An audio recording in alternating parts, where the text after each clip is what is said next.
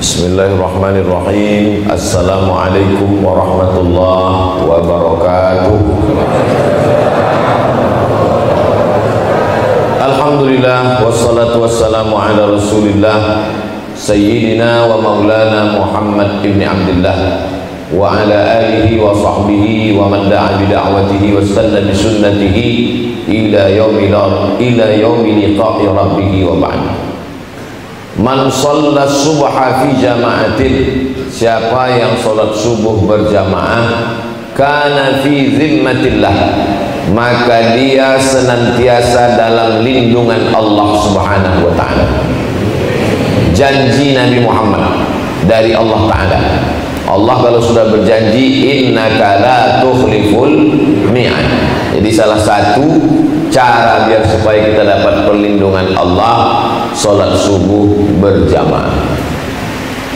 Selesai Ustaz berceramah tentang siapa yang sholat subuh berjamaah dilindungi Allah.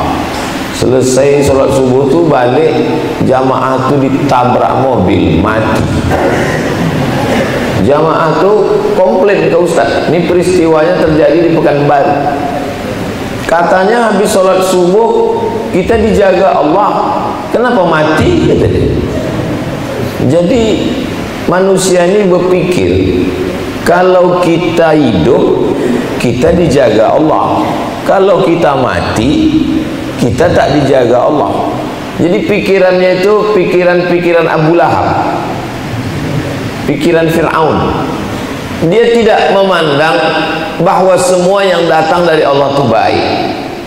Ada orang dimatikan Allah, memang begitulah cara Allah menjaga dia. Karena kalau dia dihidupkan Allah, dia jadi Fir'aun. Kalau dihidupkan Allah panjang umurnya, mudarat dia bagi umat, maka cara Allah menjaga dia dimatikannya. Itulah maka kita pahami doa selesai sholat itu dengan baik. La ilaha illallah wahdahu la syarikalah, lahul mulku wa lahul hamdu, yuhyi wa yumit wa huwa ala kulli syai'in qadir. Nah, jadi maksud saya, kita udah sholat subuh berjamaah, habis itu nanti balik kita, mati kita, jangan komplain ke saya. Kata Ustaz, kalau habis sholat subuh kita dijaga Allah, kenapa jamaah itu mati? Hidup dan mati kuasa Allah Subhanahu wa ta'ala. Kita mau kalau kita hidup dijaga Allah dari maksiat, kalau kita mati pun sebenarnya itu salah satu cara Allah menjaga kita supaya selamat daripada dunia ini. Doa yang paling hebat, Rabbana atina fid dunya hasanah wa fil akhirati hasanah wa qina adzabannar. Man shalla subha fi jama'atin, siapa yang sholat subuh berjamaah, summa qa'ada yadhkurullah, habis sholat subuh itu dia tidak keluar masjid, duduk berzikir. Kalau kebetulan ada pengajian, duduk dengar pengajian. Kalau kebetulan tak ada pengajian, habis sholat subuh duduk zikir. Apa zikirnya? Istighfar 100, sholawat 100, la ilaha illallah 100. Sampai kapan? Terbit matahari. Terbit matahari itu jam berapa Pak Ustaz? Tanyalah Google. Terbit matahari di Selat Panjang jam berapa? Tapi biar mudahnya, karena waktu terbit matahari itu waktu tanduk setan. Terbit matahari, datang setan menghampiri, maka disebut waktu itu dengan waktu qarnai syaitan, dua tanduk setan. Tak boleh sholat waktu terbit matahari. Terbit matahari, tenggelam matahari, tergelincir matahari. Tergelincir matahari 10 menit sebelum azan zuhur sampai azan zuhur tak boleh sholat, kecuali sholat itu ada sebabnya. Misalnya sholat tahiyatul masjid boleh. Kenapa boleh? Karena ada sebabnya. Sebabnya apa? Masuk masjid. Idza dakhala ahadukumul masjidah, kalau kamu masuk masjid, fala yajlis, jangan duduk, hatta yusalli raka'ataini, sampai sholat 2 rakaat. Boleh, karena ada sebab. Tapi sholat sunat mutlak tak boleh. Sholat sunat tak boleh yang tak ada sebab. habis asar ini kita akan sholatkan jenazah. Mana boleh sholat habis asar tenggelam matahari? Boleh, ada sebabnya. Apa sebabnya? Ada orang mati, ada orang meninggal. 3 waktu tak boleh: tenggelam matahari, terbit matahari, tergelincir matahari. Kenapa tak boleh sholat 3 waktu?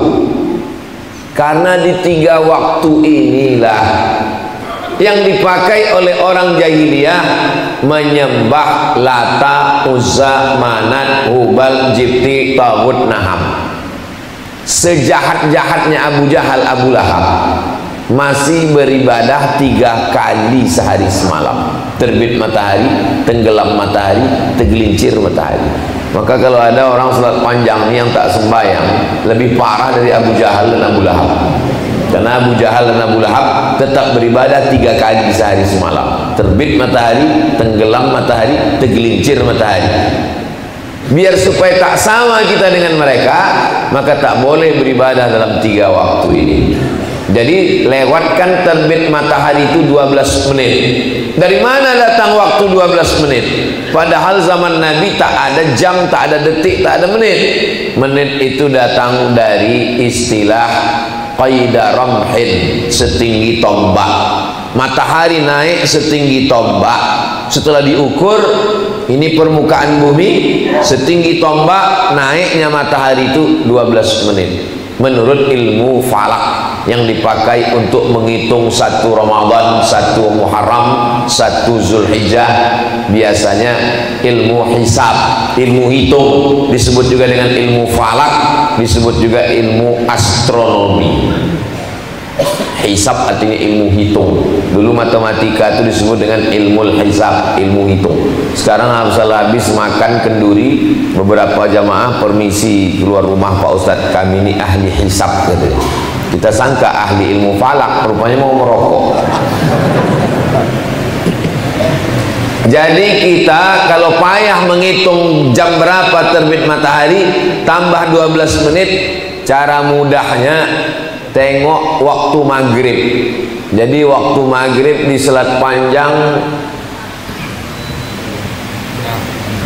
jam 6 lewat 7. Nah, berarti kita jam 6 lewat 7 nanti baru berhenti pengajian. Jam 6 lewat 7 berhenti, kita sholat sunat isyraq 2 rakaat. Usolli sunnatal isyraq raka'ataini lillahi ta'ala. Nah, Bapak Ibu sholat sunat masing-masing. Ketika Bapak Ibu sedang sholat, disitulah saya balik.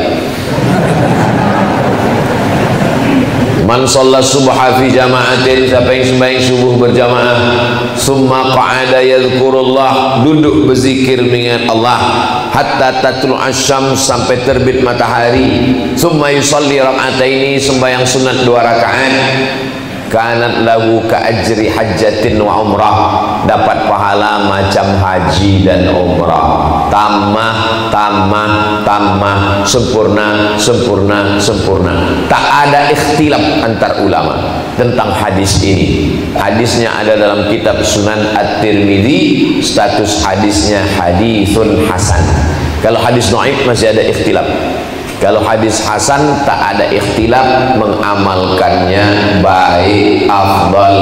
Mudah-mudahan kita istiqomah melaksanakan sholat sunat isyraq ini insyaallah. Amin ya rabbal alamin. Yang sama-sama kita hormati Ustadz Jupri, Ustadz Fauzi, Ustadz Jamal, Ustadz Ahmad Mukhlisin, dan para asatiz.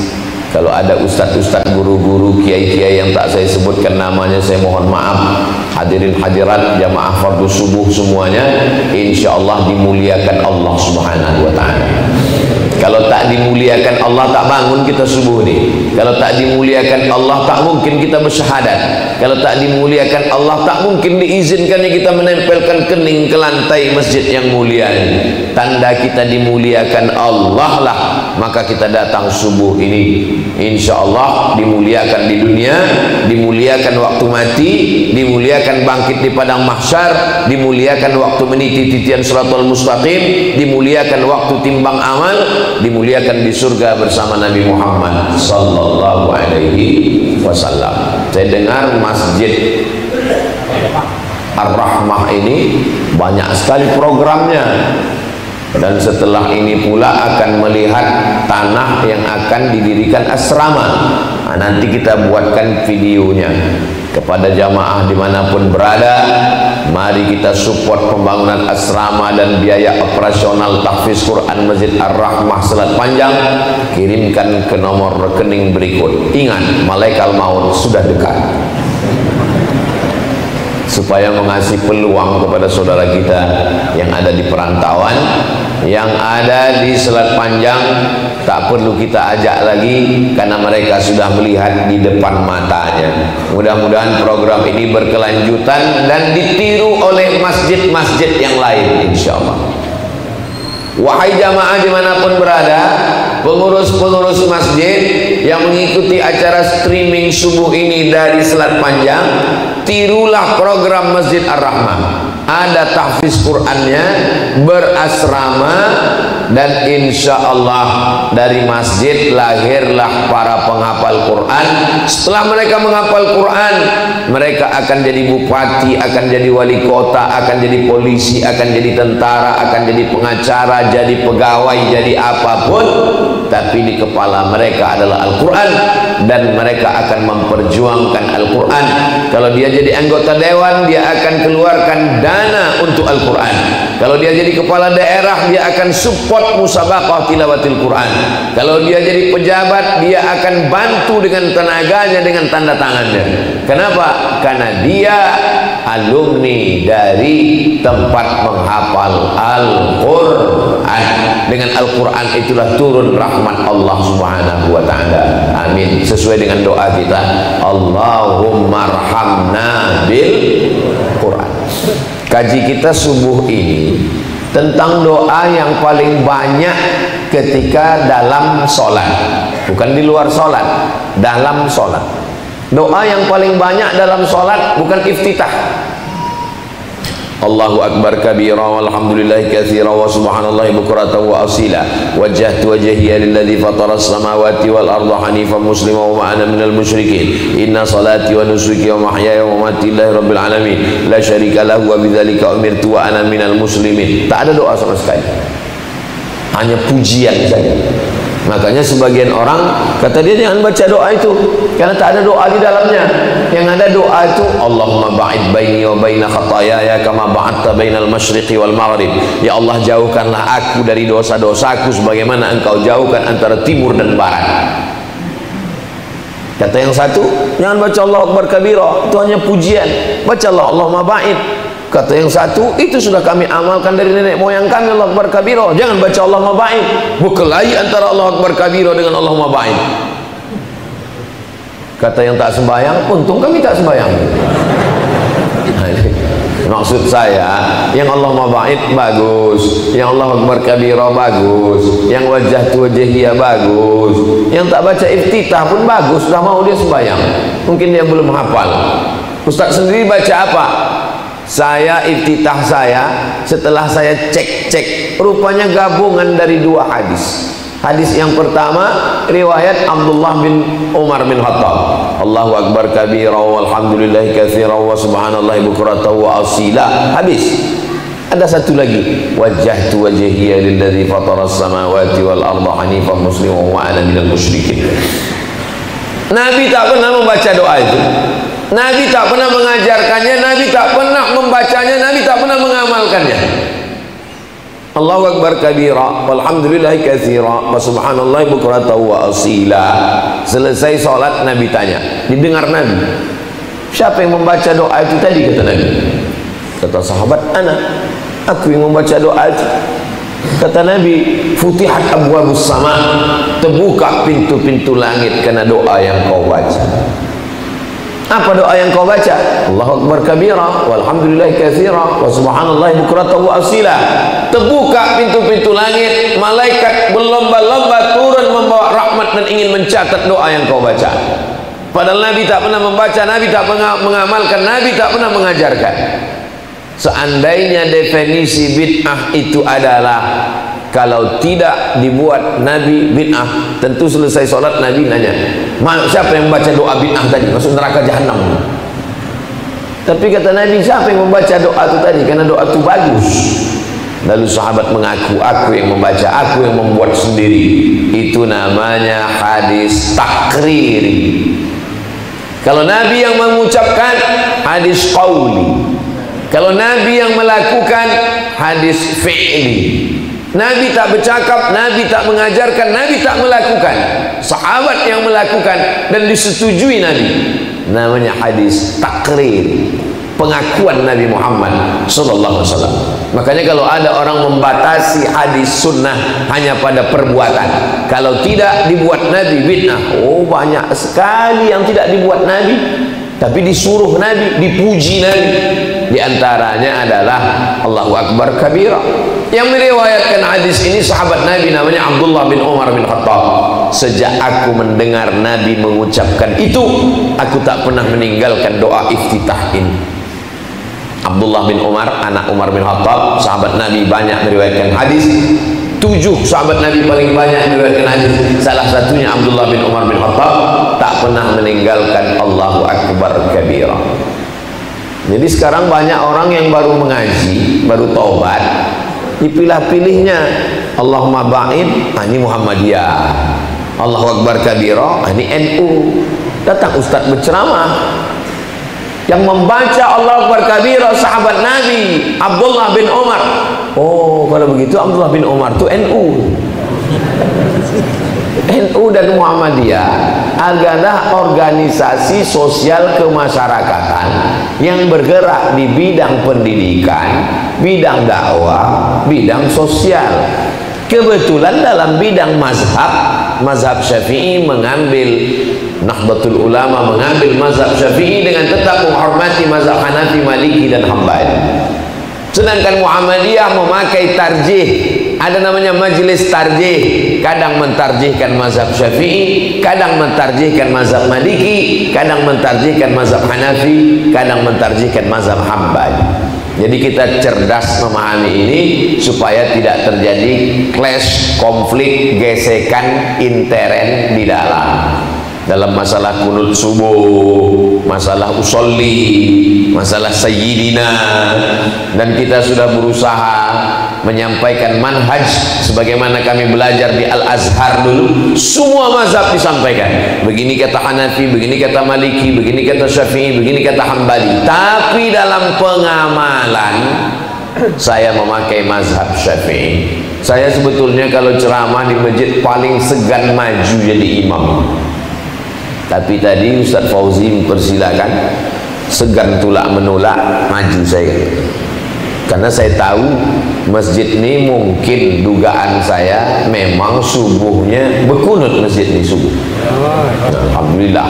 Karena di masjid-masjid lain kalau saya ragu, saya tak mau maju karena takut saya di masjid itu, saya pengajian di Masjid Muhammadiyah 4 tahun. Tak pernah saya mau jadi imam karena saya tahu Masjid Muhammadiyah, Masjid At-Taqwa tak ada kunut subuh dan imamnya bismillahnya sir. Kalau saya maju, rusak yang sudah biasa dilakukan imam. Menjaga persatuan baik, walaupun ini Ahlus Sunnah wal Jamaah. Bismillah sir, mazhab Hanafi, mazhab Hambali.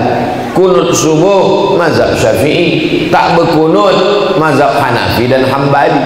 Jadi kalau saya maju ke depan, jamaah yang faham tak masalah.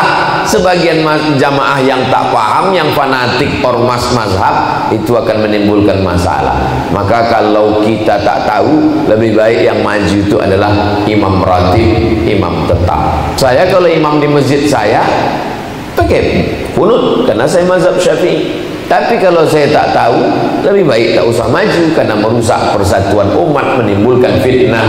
Nah, jadi dulu berkelahi orang antara kunut tak kunut. Alhamdulillah Pak Ustaz, sekarang masjid kami sudah tak berkelahi lagi. Kenapa? Karena sama-sama tak sembahyang subuh. Jadi doa yang panjang di dalam sembahyang itu yang mana Pak Ustaz?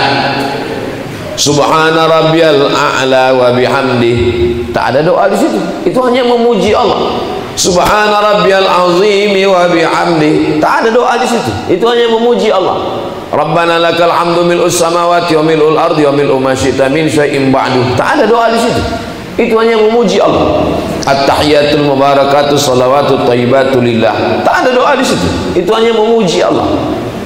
Doa yang paling banyak dalam solat adalah duduk antara dua sujud.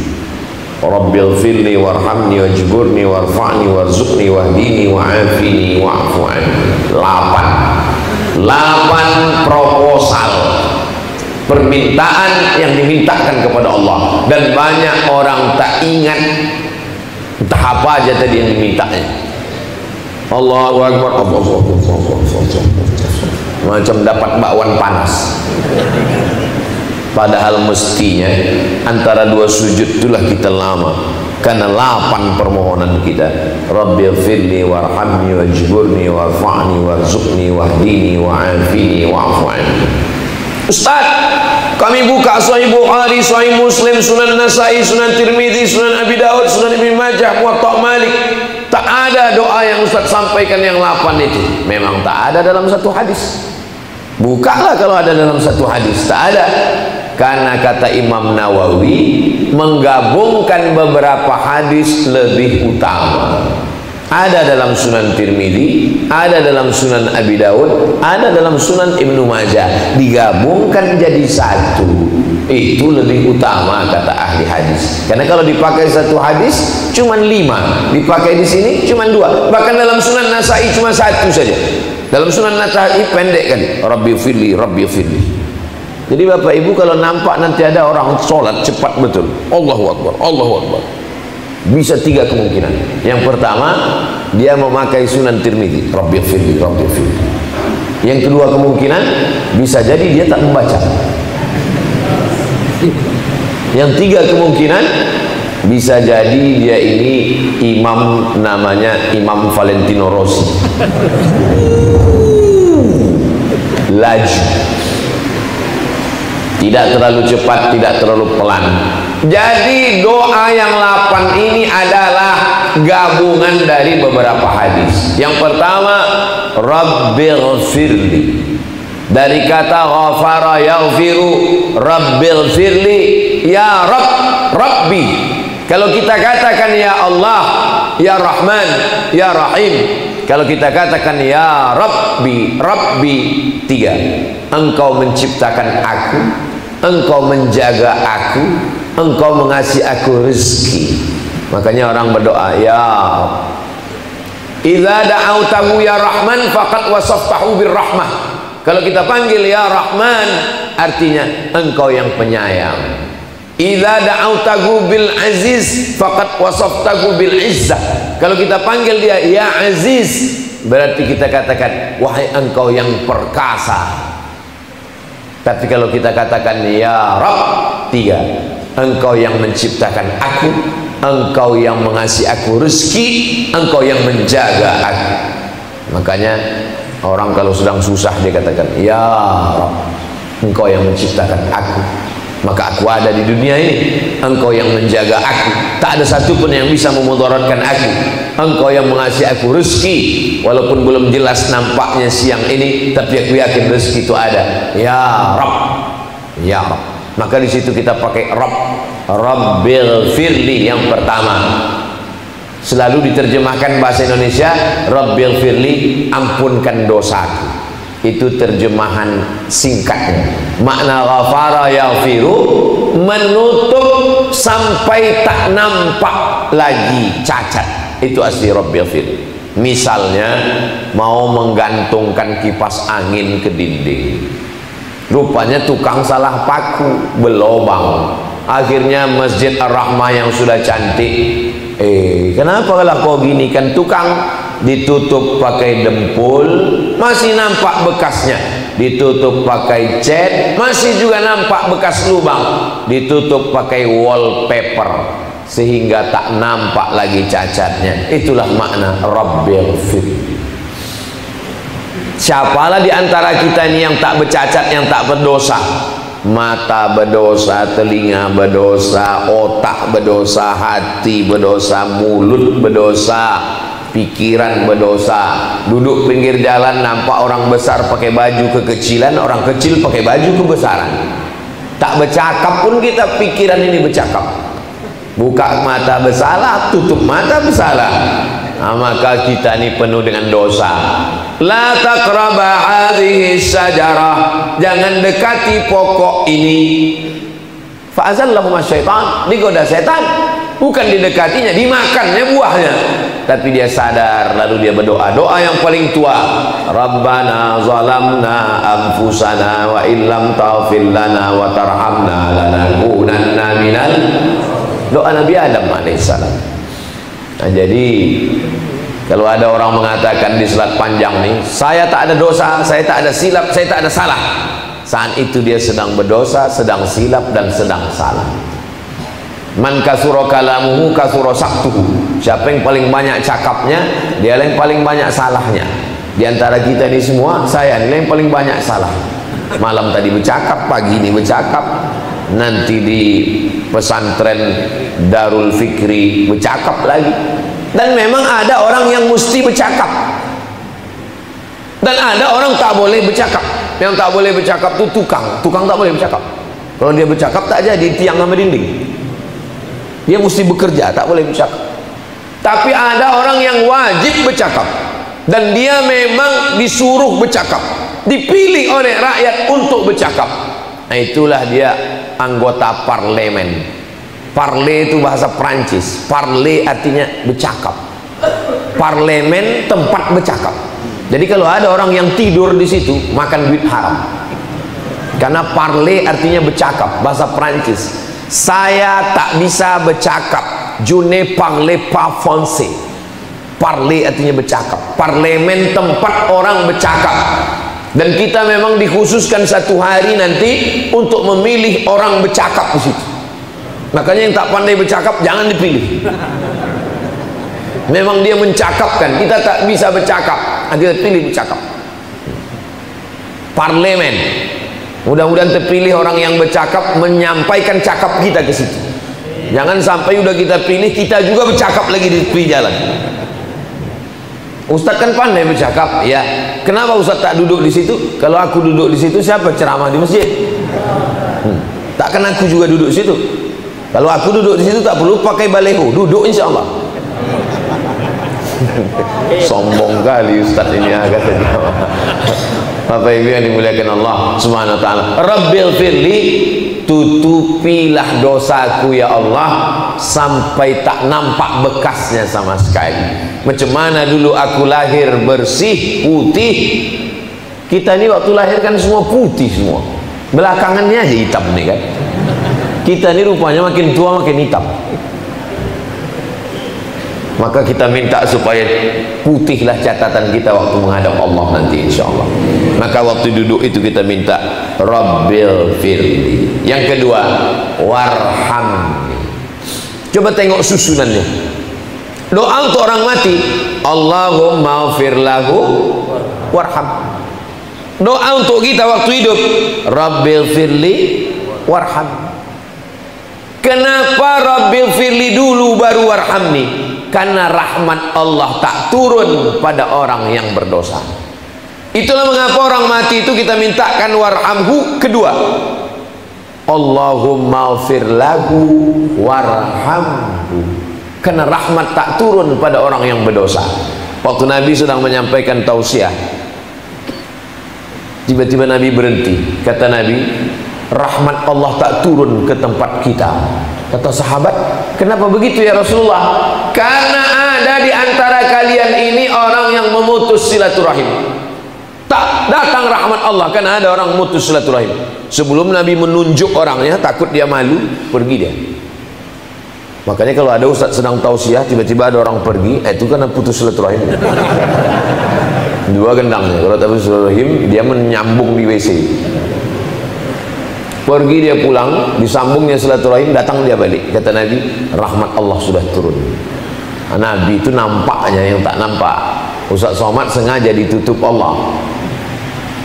Ustaz Somad nampak tak siapa di antara kami ini putus silaturahim? Saya tak nampak. Kenapa tak nampak? Ditutup Allah pakai hijab. Kenapa ditutup Allah? Karena kalau dinampakkan Allah, asik saya dengan itu. Nampak saya, oh ini warnanya partai ini. Oh, itu salah satu rahasia kenapa ditutup Allah hijab itu. Kalau dalam ilmu tasawuf kasyaf namanya. Kasyaf itu bisa nampak kita apa niat hati orang. Seandainya ustadz dikasyafkan Allah, dibukakan Allah hijab, mau tak ustadz? Enggak. Kenapa ustadz tak mau? Karena kalau sampai tahulah saya apa isi hati tamu itu yang datang ke rumah, kan rusak hati saya. Selama ini kalau tamu datang, saya kasih teh, saya kasih kue, kalau kebetulan jam makan, kasih makan, hadiah pahalanya untuk almarhumah mak, almarhumah ayah. Tapi kalau saya tahu tak jadi, saya keluarkan teh.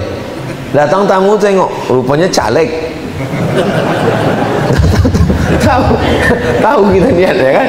Jadi lebih baik kita ditutupkan Allah, tak tahu kita. Jadi ada pula orang sekarang sengaja berpuasa, tak makan, tak minum, berzikir supaya tahu apa isi hati orang. Bodoh kali itu. Makanya orang tarekat tak begitu tujuan dia berzikir. Ilahi anta maksudi wa ridhaka matlubi.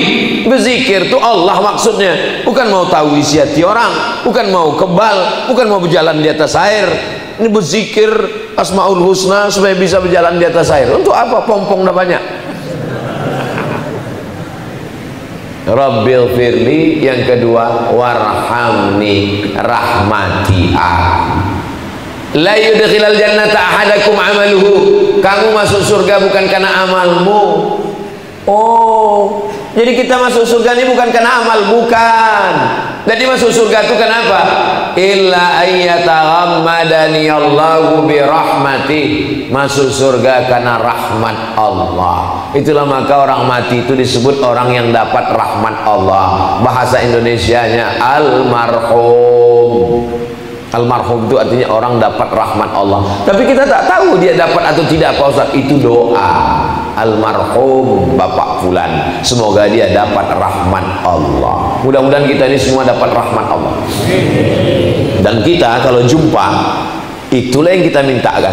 Assalamualaikum warahmatullah. Semoga Allah mencurahkan rahmatnya untuk engkau. Gara-gara rahmat Allah itulah ular tak memakan telurnya. Gara-gara rahmat Allah itulah induk kucing tak memakan anaknya. Gara-gara rahmat Allah itu 100. Inna lillahi mi'ata rahmah. Allah punya rahmat itu 100. Diturunkannya sebiji ke bumi, disimpannya 99 nanti di surga. Rahmat Allah yang 1 itulah kita rebut-rebutkan antara kita. Ada yang tak dapat rahmat Allah, dimasukkannya janinnya ke dalam kresek, dibuangnya ke parit. Lebih hina daripada binatang, karena tak ada gajah yang menimpa anaknya sampai mati. Karena rahmat Allah subhanahu wa ta'ala. Mudah-mudahan rahmat yang ada dalam hati ini kita jaga sampai mati, sampai ke surga insyaallah. Amin ya rabbal alamin. Kalau nampak pengemis tak sampai hati, tak mengeluarkan duit, karena rahmat Allah.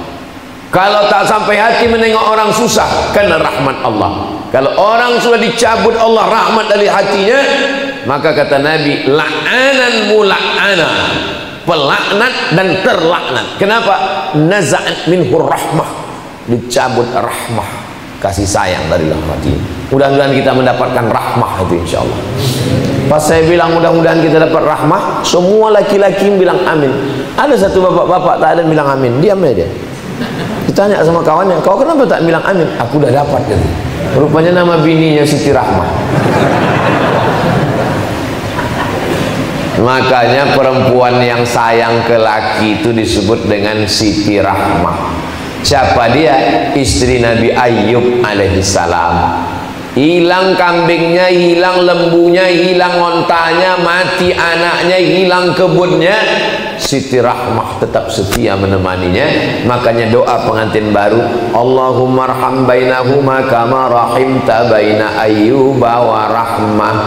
Buatlah mereka berdua berkasih sayang sebagaimana kau sayangi antara Ayyub dan Siti Rahmah. Siti Rahmah itu walaupun berulat kulit Nabi Ayyub itu tetap sayang dia. Jadi kalau adalah orang setia macam itu di Selat Panjang ini, layaklah dia dipanggil dengan Siti Rahmah. Siti itu Pak Ustadz, itu dari bahasa Arab, dari kata sayyidati. Kalau laki-laki sayyidi, tuanku. Kalau perempuan sayyidati. Tapi karena orang kita payah menyebut, itu jadi singkat dia. Sidi jadi Sidi, sayyidi, perempuan sayyidati jadi Siti.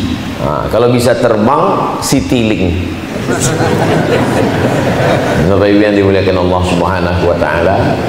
Rabbighfirli warhamni. Yang ketiga, wajburni. Kata Imam Al-Munawi, arti wajburni, sudda mafaqiri, tutupi kekuranganku. Hidup ini kan kurang ganteng, kurang putih, kurang tinggi, kurang kaya. Lawan dari kurang cukup. Sekaya-kayanya manusia ini, kalau dia kena penyakit kurang, tak pernah cukup. Makanya kata Nabi, laisal ghina kasratal mal. Orang kaya itu bukan yang banyak hartanya. Karena banyak orang harta banyak, tapi tak ada rasa cukup. Hidupnya yang diminta cukup. Cukup anak, cukup bini, cukup makan, cukup pakai, cukup. Kalau cerita kurang, oh kurang semuanya. Kawan saya nih kerja di Basnas, Badan Amil Zakat. Pergilah ke rumah orang kaya. Bapak ini kaya lah, di kampung tuh kaya lah, semuanya ada. Rumah besar, mobil besar, bini besar, semua besar. Jadi dibilangnya lah, Pak, ku tengok bapak, rumah bapak ini mewah, mobil bapak pun mahal, bayarlah zakat Pak. Apa kata bapak orang kaya nih? Mohon maaf ya Pak Ustadz, anggota Basnas, ini mobil ini 2 miliar hutang, rumah ini 5 miliar hutang. Saya ini belum wajib bayar zakat karena saya masih ada hutang.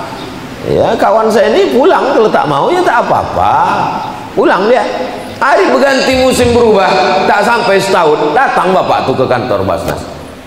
Kawan-kawan pun alhamdulillah udah mau dia bayar zakat. Sampai ke kantor, apa kata dia? Mohon maaf, ada tak zakat untuk saya? Ini true story, ini kisah nyata nih. Kawan saya itu masih ada sekarang, masih hidup. Kalau mau tahu orangnya, nanti saya kasih nomornya. Maka yang pelit-pelit tak bayar zakat, siap-siaplah kalian. Orang kaya kalau tak punya sifat cukup, sampai mati tak akan bayar zakat. Pak, zakat itu kan cuma 2,5%. Apa kata dia? Memang betul Pak Ustadz, 25.000 kalau hilang kan 1 miliar tak jadi. 1.000 perak pun tak mau keluar. Bakhil bin Medit bin Kedekut bin Sampili bin tahulah Bapak Ibu nasabnya itu. Makanya saat duduk antara Rasul itu minta wajburni sudda mafaqiri, tutupi segala kekuranganku sehingga aku merasa cukup. Saya tak pernah saya merasa kurang, saya selalu merasa cukup. Aku udah bisa bernapas tak pakai alat, alhamdulillah. Aku udah berjalan, alhamdulillah. Aku bisa kesana kemari, alhamdulillah. Cuman kadang kita merasa cukup, kawan menengok kita tak cukup. Saya tengok Ustadz kok kurus sekali, katanya. Padahal saya tak pernah risau dengan berat badan saya. Malah menurut saya dengan kurus ini udah ringan saya melompat berjalan ke sana kemari. Kadang kita tahan, telinga kita tak kawan. Masa mobil kau begini, masa motor kau begini, masa begini. Nah, makanya kadang kawannya begini sumbatkan pakai lontong sayur mulutnya. Hidup ini sebetulnya tak berat. Yang berat ini menahankan cakap orang. Kalau dulu yang mengomen hidup kita ini tak banyak. Tetangga depan, tetangga belakang, tetangga kanan, tetangga kiri, tutup pintu, tutup jendela, diam, selesai. Sekarang di dalam rumah, di dalam kamar, di komen orang juga kita. Siapa? Grup WhatsApp, Facebook, Instagram, Twitter. Makanya hidup manusia sekarang makin berat. Kenapa? Komen orang yang luar biasa. Itu doa itu lebih kuatkan kali. Rabbighfirli warhamni wajburni, tutupi segala kekurangan. Yang keempat, Kadang waktu sedang sembahyang ingat, di luar sembahyang pula lupa. Kenapa waktu sembahyang itu ingat? Saking cepatnya. Rabbi fili warhamni wajburni Rabbi fili warhamni wajburni warfa'ni. Angkat derajat. Yang keempat baru minta angkat derajat. Siapa yang layak derajatnya diangkat? Orang yang dihapuskan dosanya. Siapa yang layak derajatnya diangkat? Orang yang sudah rahmat Allah dapat. Siapa yang layak derajatnya diangkat? Orang yang sudah ditutupi segala rasa kekurangannya, diganti Allah dengan rasa cukup, namanya qanaah. Barulah layak diangkat Allah derajat. Selama masih banyak dosa, tak ada rasa kasih sayang, belum dapat rahmat Allah, masih kurang banyak, kurang cantik, kurang, tidak layak untuk diangkat Allah derajat. Mudah-mudahan kita yang subuh ini semua ini diangkat Allah derajat kita, insya Allah. Diangkat derajat. Oh, Ustadz Somad diangkat Allah derajat Ustadz. Malam tadi tinggi pentas Ustadz.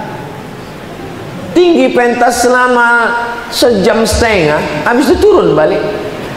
Tadi sebelum ke sini, saya buka jendela kamar, saya tengoklah pentas tadi malam. Semua pentas pasti berlalu. Tak ada pesta yang tak berakhir. Kalaulah derajat kita tinggi karena pakaian seragam, pas pensiun kena penyakit post power syndrome.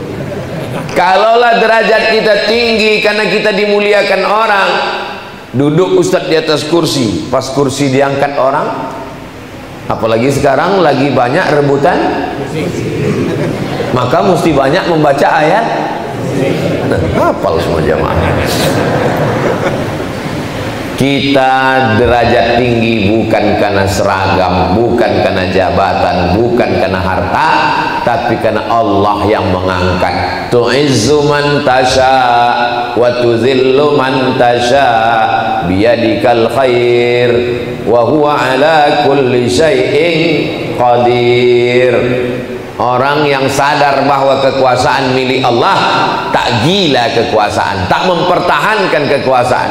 Bukan punya saya, punya Allah subhanahu wa ta'ala.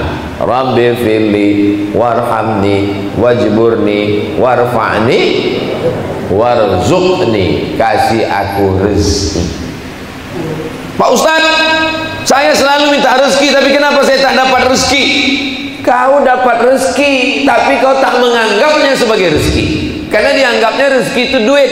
Hari itu dia tak dapat duit, dia bilang tak dapat rezeki. Padahal dapat istri solihah adalah rezeki. Dapat anak yang berbakti, rezeki. Dapat tetangga yang baik-baik, rezeki. Itulah rezeki yang sesungguhnya. Duit belum tentu rezeki. Kenapa? Karena dengan duit orang beli sabu-sabu, narkoba. Motor yang ada di belakang, yang ada di luar itu rezeki. Kenapa Ustaz bilang rezeki? Karena dengan motor itu bisa sholat subuh berjamaah. Tapi motor yang parkir di karaoke, night club, itu kata orang rezeki. Padahal itu adalah nikmat. Bajunya nikmat, tapi isinya laknat. Bendanya boleh sama, bisa jadi laknat, bisa jadi rahmat. Mobil, sampan, duit, kapan dia jadi rezeki? Ketika dia mendekatkan kita kepada Allah, dia rezeki. Sehat. Sehat tidak selamanya rezeki. Subuh ini yang datang ke Masjid Ar-Rahmah ini sehatnya rezeki. Tapi yang di rumah sekarang tertidur pulas, itu bukan rezeki. Kenapa? Karena itu akan menjadi tanggung jawab di hadapan Allah. La tus'alunna yauma idzin 'anil. Rezeki ketika dia menjadikan kita dekat dengan Allah, itulah rezeki. Sehat hari ini rezeki, nafas ini rezeki, duit rezeki. Duit orang selat panjang rezeki. Kenapa?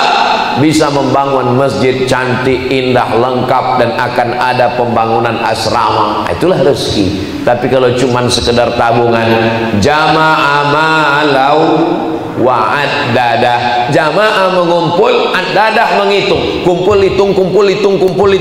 hitung, mati.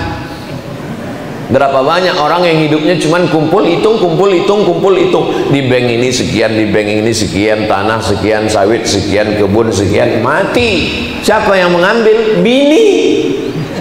Bini cuman menunggu kita 4 bulan 10 hari. Habis itu dia pun dipinang brownies, berondong manis. Hari ini bapak boleh tersenyum, balik ke rumah nanti betul juga kata Ustaz. Nah, maka kalau ada duit-duit banyak, segera serahkan untuk pembangunan asrama tahfiz Quran Ar-Rahmah. Ibu-ibu juga begitu. Dapat duit beli cincin, dapat duit beli gelang, dapat duit beli subang, dapat duit beli anting, dapat duit beli. Begitu meninggal dunia, habis diambil bapak. Tak usah kita teruskan, sakit hati kita nanti. Nah, maka serahkan untuk pembangunan asrama tahfiz Quran Ar-Rahmah. Itulah yang akan kekal abadi sampai hari kiamat. Masjid di mana mungkin dibagi ke ahli waris? Masjid di mana mungkin dijual orang? Rumah dibagi. STNK BPKB berganti nama. Tengok STNK BPKB bapak sekarang, nama, tapi nanti dibawa orang ke kantor Samsat. Pak, ganti nama Pak, ini KTP, ini kakak. Kenapa ganti nama orang lain? Karena Pak polisi tak mau menangkap almarhum. Surat tanah akte notaris berganti BPN, Badan Pertanahan Nasional. Warzuqni. Semua yang dikasih Allah ini jadi rezeki kalau dia mendekatkan kita kepada Allah Subhanahu wa ta'ala. Rabbi firli warhamni wajburni warfa'ni warzuqni wahdini. Kasih aku hidayah. Kita ini sudah dapat hidayah atau belum? Sudah. Kenapa kita masih wahdini lagi? Tadi Allahumma hdina fi man hadait. Kenapa tiap subuh Allahumma hdina? Tapi kita udah dapat hidayah. Ihdinas siratal mustaqim. Tapi kita udah dapat hidayah. Datang nanti orang bertanya, atau anak kita bertanya, ya, kita kan udah dapat hidayah ya. Udah. Kenapa kita masih ihdina? Ustaz tanya, banyak tanya tuh Bani Israel tuh. Nah, itu caranya kalau kita tak bisa menjawab. Hidayah itu dua. Hidayah yang pertama dari tak Islam menjadi Islam. Hidayah yang kedua istiqomah dalam ibadah. Itulah yang kita mintakan nih. Tetangga kita, kawan kita yang belum Islam, kita doakan, Allahumma hdi qaumi, berikanlah dia hidayah. Yang sudah Islam, apanya lagi kita doakan? Supaya dia istiqomah di dalam. Itu hidayah yang kedua. Hidayah itu asal kata hidayah, simpang jalan. Tak tahu kita mana yang ke siak, mana yang ke buton. Maka karena tak tahu, dipasang hidayah di atas. Kiri istana Siak Sri Indrapura, terus ke buton. Itulah hidayah. Pamflet petunjuk itu hidayah. Hidayah kita mana? Quran. Dzalikal kitabu la raiba fihi hudan. Hidayah. Syahrul Ramadan alladzi unzila fihi al-Quran. Hudan. Hidayah.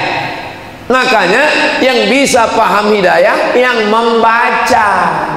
Kalau tak ditengok rambu-rambunya, terus saja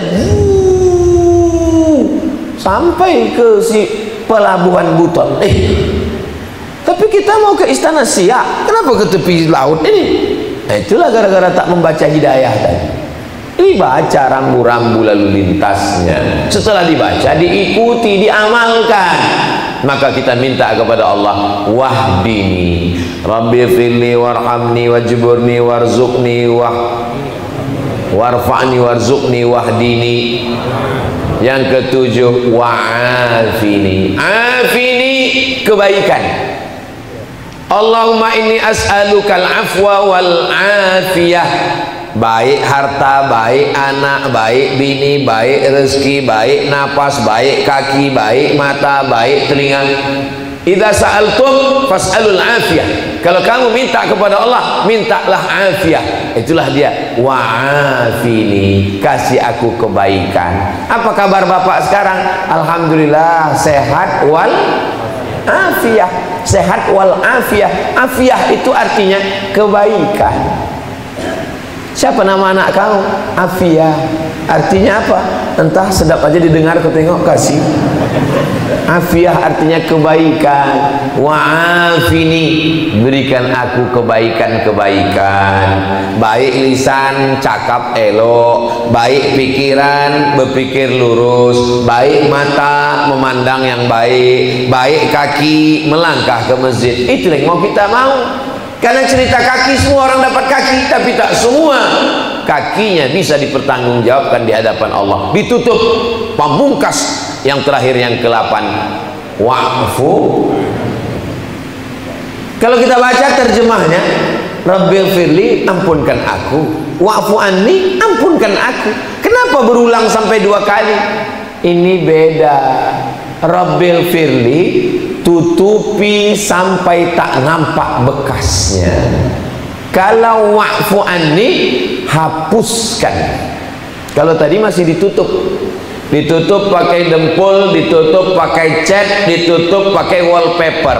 Tapi ingat, sampai masanya bisa dibuka balik, ketahuan ini di dinding berlubang ini. Tapi kalau wa'fu anni, hapuskan. Macam kita berjalan di pantai, kan ada bekas tapak kaki kita, tiba-tiba datang ombak, dihapuskannya sampai tak nampak sama sekali. Begitu juga ketika datang hujan lebat di gurun pasir, bekas kaki-kaki unta musafir, tiba-tiba datang angin kencang sampai tak nampak sama sekali. Maka lebih dulu Rabbil firli daripada wa'fu anni. Waktu di Ramadan kita minta Rabbil firli atau wa'fu anni? Wa'fu anni. Allahumma innaka afuwun tuhibbul afwa fa'fu anni. Orang yang takwa dalam Quran tidak Rabbil firli. Wal kaziminal ghaiz wal afina 'anil nas. Hapus sampai tak ada bekasnya sama sekali. Ibu nanti datang ke rumah si Anu, halal bihalal. Saya tak bisa datang Pak Ustadz. Kenapa? Sakit kali hati saya. Tapi ibu udah maafkan dia. Maaf memang udah Pak Ustadz, tapi kalau untuk nengok mukanya sampai kiamat tak bisa Pak Ustadz. Berarti masih berbekas lagi. Kalau dia hapus tak berbekas sama sekali, seperti tak pernah terjadi sama sekali. Doakan hati Ustaz Somad bisa lembut macam itu. Masih keras lagi. Dulu saya pikir kalau udah umur 40 lembut dia, kalau udah bersuluk lembut dia. Rupanya payah juga melembutkan hati. Menceramahkannya sedap, tapi melembutkannya susah. Hanya Allah yang bisa. Ya muqallibal qulub, engkau yang membolak-balikkan hati.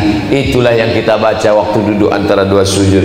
Rabbi fili warhamni wajburni warfa'ni warzuqni wahdini wa'afini wa'fu anni. Mudah-mudahan setelah mengkaji ini kita lebih lama duduk antara 2 sujudnya, lebih khusyuk merasuk ke dalam hati, terutama yang menyampaikan, yang berceramah ini jangan cuma pandai bercakap saja, tapi juga ngelakoni, mengamalkan dalam kehidupan sehari-hari, insyaallah. Amin ya rabbal alamin. Itu yang dapat saya sampaikan. Sudah jam 6:10. Kita sholat sunat isyraq 2 rakaat. Di akhir majlis mari kita sama berdoa, mudah-mudahan kita diberikan Allah 8 tadi.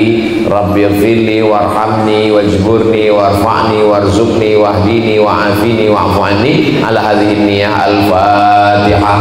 A'udzu billahi minasy syaithanir rajim. Bismillahirrahmanirrahim. Alhamdulillahi rabbil alamin. Ar-Rahmanir Rahim. Maliki yaumiddin. Iyyaka na'budu wa iyyaka nasta'in. Ihdinas siratal mustaqim. Shiratal ladzina an'amta 'alaihim ghairil maghdubi 'alaihim waladdallin. Amin. Allahumma anzil rahmata wassalamata wal barakata ala hadhil jamaah. Ya Allah, turunkan keselamatan, kerahmatan, keberkahan kepada seluruh jamaah yang hadir subuh ini ya Allah. Rabbana ighfir lana dzunubana, ampunkan dosa kami, wali walidaina, kedua orang tua kami, wali masyaikhina, guru-guru kami, wali azwajina, pasangan hidup kami, wali dzurriyyatina, anak cucu keturunan kami, wali man hadarana, semua yang hadir di majlis ini, waliman ghaba anna, saudara kami yang tak dapat hadir karena sakit, angkat penyakitnya ya Allah. Ya Arhamar Rahimin irhamna, Engkau Maha Pengasih dan Penyayang, rahmati kami. Rabbana fir lana lana dhunubana wa li ikhwanina alladhina sabaquna bil iman wa la taj'al fi qulubina ghillan lil ladzina amanu rabbana innaka ra'ufur rahim. Allahumma ja'al hadzal balada baladan amina, jadikanlah selat panjang ini negeri yang aman dan damai ya Allah. Allahumma ja'alna minal mustaqimina fi sabilik, jadikan kami orang-orang yang istiqamah dalam agamamu. Allahumma dafa'anna al-ghala wal waba wal fahsya wal riba wal zina wal munkar, selamatkan keluarga kami, negeri kami, kampung kami dari malapetaka, bencana, riba, zina, narkoba, perbuatan keji dan munkar. Allahumma khtim lana bi husnil khatimah wa la takhtim alaina bi su'il khatimah. Rabbana ja'alna muqimas salah, jadikan kami orang yang menegakkan salat, wa min dzurriyyatina, sampai ke anak cucu kami sampai hari kiamat. Wajma'na ma'al habibil mustafa fi jannatikal ula, satukan kami di surga jannatul firdaus bersama Nabi Muhammad sallallahu alaihi wasallam. Rabbana atina fid dunya hasanah wa fil akhirati hasanah wa qina adzabannar. Sallallahu ala sayyidina Muhammad wa ala alihi wa sahbihi wasallam. Alhamdulillahi rabbil alamin. Taqabbalallahu minkum inna minkum taqabbal ya karim. Usalli sunnatal isyraq raka'ataini lillahi ta'ala. Assalamualaikum warahmatullahi wabarakatuh.